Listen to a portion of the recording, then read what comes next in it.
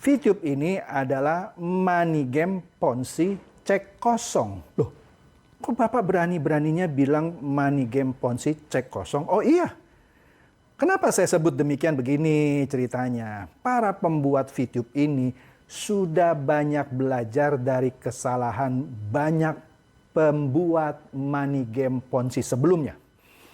Yang rata-rata yang kalau online umurnya kira-kira 3 bulan saja langsung kolaps. Kenapa?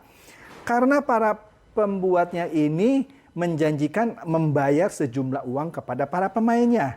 Yang mana kita tahu kalau permainan ini mencapai saturasinya dan perekrutan atau penjerumusan bebek-bebek dungu stop, maka perusahaan ini akan kesulitan membayar kepada para pemainnya. Sehingga mereka tak ada punya pilihan lain selain kabur, menutup usahanya, lalu menjadi buronan. Kalau tertangkap, masuk ke hotel Prodeo. Nah, mereka juga banyak belajar dari money game Ponzi yang sudah lebih dulu seperti Koperasi Cipaganti, First Travel, dan lain-lain.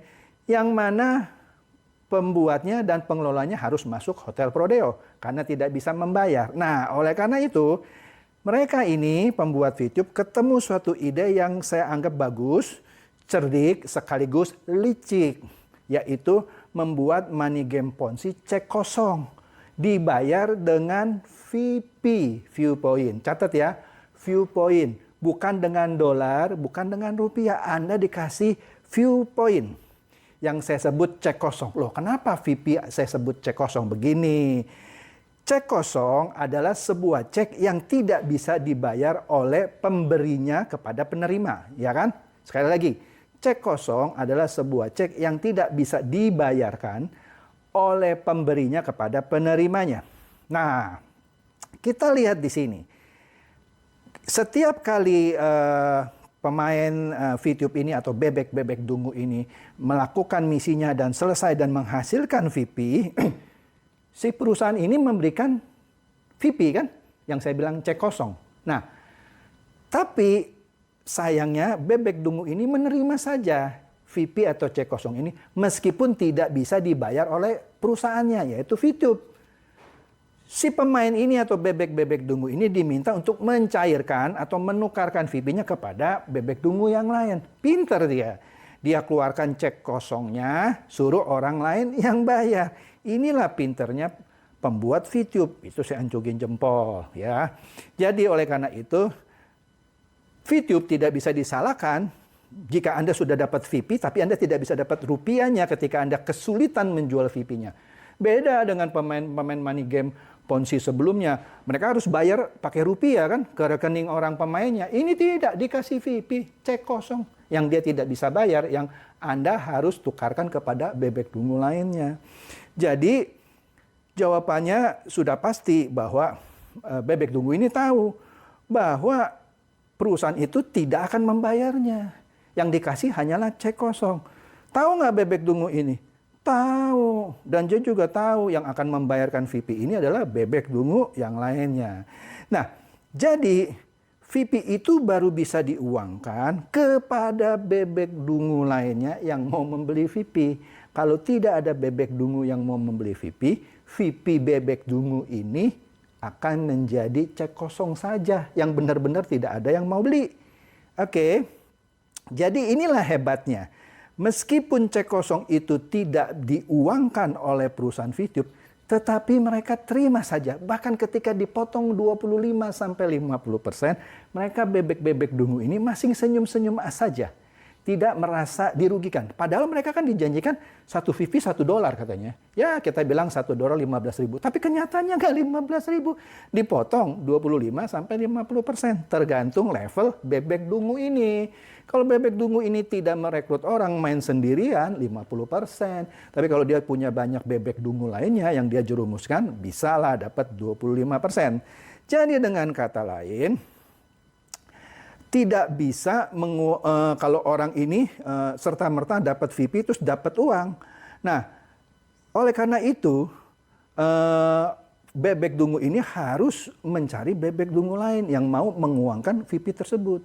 Jadi jelas ya, VP tersebut adalah cek kosong yang tidak dibayar oleh perusahaan, yang dibayar atau dibeli oleh bebek dungu lainnya, yang juga dikutip 25-50%. Kejam dia. Oke, jadi penjelasan bahwa VP itu kalau tidak laku dalam 7 hari akan dibeli oleh perusahaan, itu bohong besar.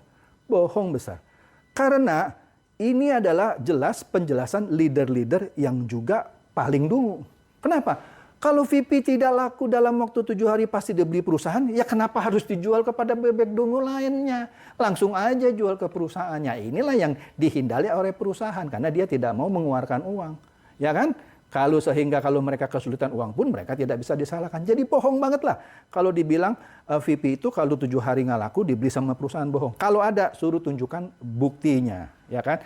Itulah makanya dibuka exchange counter. Ya kan, yang harus diperjualbelikan sesama member. Oke.